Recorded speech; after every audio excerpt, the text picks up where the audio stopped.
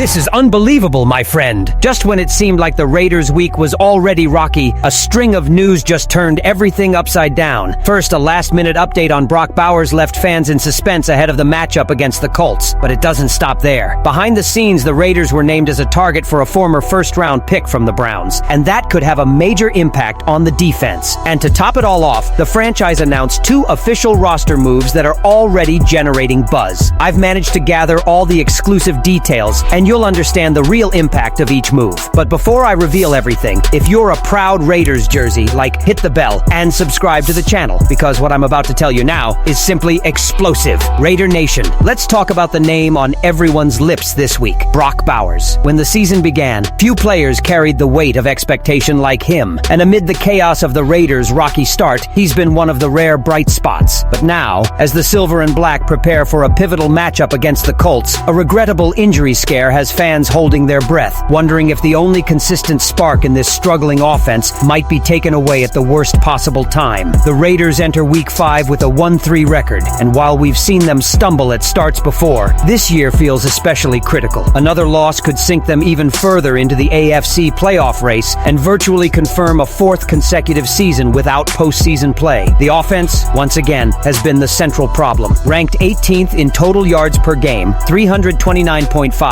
and 24th in scoring, 19.3 points per game, it's a unit that appears disjointed and inconsistent. Geno Smith showed flashes, but the rhythm wasn't there. And yet, despite all this frustration, rookie tight end Brock Bowers delivered. Selected 13th overall in the 2024 draft out of Georgia, Bowers arrived in the NFL with the promise of one of the most dynamic college tight ends of the modern era. And he's living up to expectations. In just 4 games, he recorded 19 receptions for 225 yards on 27 targets, quickly becoming Geno's go-to outlet. His speed off the ground, his ability to stretch defenses, and his toughness after the catch don't make him look hot. The only thing missing? A touchdown. But that's not a reflection of his talent. It's a symptom of an offense struggling to finish plays. So imagine the shock when, on Wednesday, news broke that Bowers had suffered a knee injury. On Thursday, the panic continued as he was held out of practice entirely. Raider Nation has exploded. Could this offense really survive without its most consistent tackle? Alternatively, of course, it could be Michael Mayer,